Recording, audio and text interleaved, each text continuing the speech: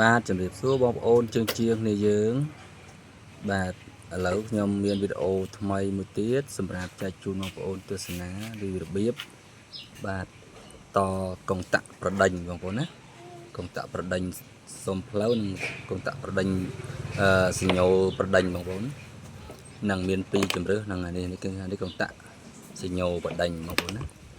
ហើយមួយនោះទៀតសអេកហ្នឹងគឺកុងតាក់សញ្ញោបាទសុំផ្លូវញាក់សុំផ្លូវនេះបងប្អូនញាក់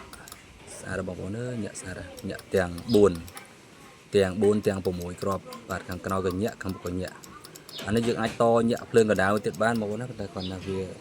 រៀងក្រហមអញ្ចឹងបើសិនតែភ្លើងគាត់ LED យើងអាចតបានតែភ្លើងគាត់គាត់ថាអត់សុំអត់ដូរទេភ្លើងក្រហមគាត់ចង់បានហ្នឹង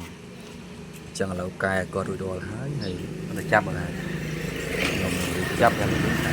សុំតែហើយកុំឲ្យពេលយើងទៅអត់បានចាប់ញាក់អត់ដឹងឲ្យគាត់នេះបងប្អូននេះឃើញញាក់ក្រហមអញ្ចឹងដល់កដាលហ្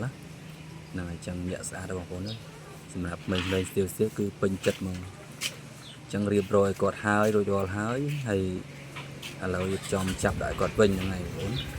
អញ្ចឹងខ្ញុំបានថតនៅពីរបៀបដាក់ហើយនិងពីរបៀបដោះទេបងប្អូនណាដោយសារពេលវេលាវាខើចពេកអញ្ចឹងសូមអធិស្ឋានផងបងប្អូននេះញាក់ស្អាតហើយពីមុខភ្លឺទាំង4គ្រាប់ហើយពីក្រោយភ្លឺ3គ្រាប់បងប្អូនណាអញ្ចឹងអស់7គ្រាប់ហ្នឹងហើយអរគុណច្រើនណាស់បងប្អូនសម្រាប់ការគាំទ្រវីដេអូរបស់ខ្ញុំនិងជួយ like ជួយចុចសញ្ញារូបកណ្ដឹងឲ្យខ្ញុំអ្នកមើលផងបងប្អូនដើម្បីមានកម្លាំងចិត្តធ្វើវីដេអូឲ្យបងប្អូនទស្សនាទៅមុខទៀតបងប្អូនណាហ្នឹងហើយទស្សនាជាបន្តទៀតអញ្ចឹងបងប្អូនកុំភ្លេចណាបងប្អូនណាជួយ Subscribe អ្នកមើលផងអរគុណច្រើនណាស់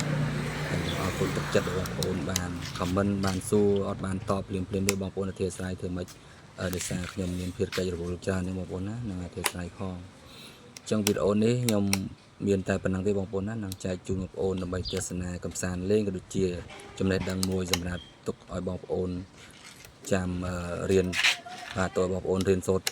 បាទទៅថ្ងៃមុខទៀតបងប្អូនណាហ្នឹងហើយអរគុណច្រើនណាស់បងសម្រាប់ការពេញចិត្តនិងគ្រប់គ្រង channel មកតូត្រីមកខ្ញុំបងប្អូនណាហ្នឹងហើយអញ្ចឹងឥឡូវបងប្អូននេះសញ្ញោឡងសញ្ញោគាត់សញ្ញោបដិញហើយលៀងបាញ់យើងកាច់ទៅខាងស្ដាំសញ្ញោស្ដាំកាច់មកខាងឆ្វេងសញ្ញោឆ្វេងបងប្អូនណាភាសាកុងតាក់របស់គាត់មានបញ្ហារៀងចង់ឆ្លងបងប្អូននេះសញ្ញោឆ្វេងហើយសញ្ញោស្ដាំអញ្ចឹងយើងអាចប្រើបានទាំងបដិញសុំផ្លូវអស់លើក្រៅយើងដាក់នឹងបដិញសញ្ញោដុំលេងកងដងអញ្ចឹងវីដេអូរបស់ខ្ញុំនេះខ្ញុំថតសុំផ្លូវមិនលូតទាំងអស់ចេះលូតអស់ចង់បានលូតទាំងអស់ខ្លីដែរបងប្អូនណាបាទត្រឹមតែ3នាទីទេមិនចាំឡើងលូតទាំងអស់តែមានអត្ថន័យបងប្អូនចាំមែនបើសុំឡើងលូតដល់ឡើង7 8លេខនឹងអាចធ្វើជាចំណេះចេះដឹងមួយសម្រាប់បងប្អូនជាងដែលគាត់អត់តន់ចេះឬក៏បងប្អូនណាមិនបាច់ជាងក៏អាចរៀនបានដែរបងប្អូនណា